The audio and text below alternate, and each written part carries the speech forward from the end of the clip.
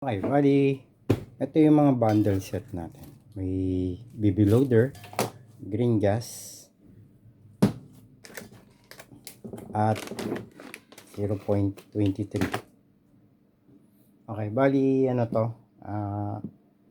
Yung code ng ating Combat Master 789. Taran to, Taran. 5.1, high kappa. Okay, bali TTI to TTI Taran. Okay, i-flex na natin. Medyo may kamahalan pag TTI Okay, hindi ko alam bakit. Okay, yan. I-flex na natin. Ganda na ito. Yan. Bali yung ano niya, yung grip niya ay may design or magaspang. Okay, bali polymer plastic solid naman. Yung ating ano nito ay mga metal. Ayan, may langis-langis pa. Okay, hindi, ito lang kapangitan dito. Hindi siya, sabagay plain optic, plain lang siya na white. Yan.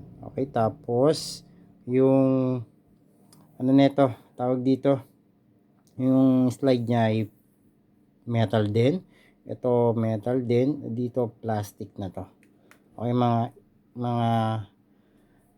10% yung plastic. Okay. Ganda no.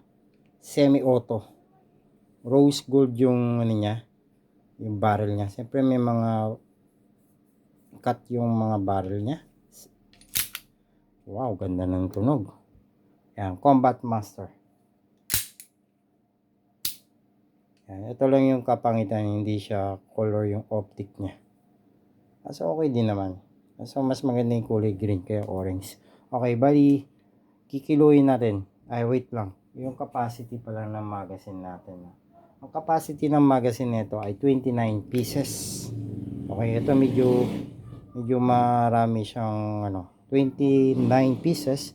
Pwede nyo gawin plus 1 or maging 30. Yan.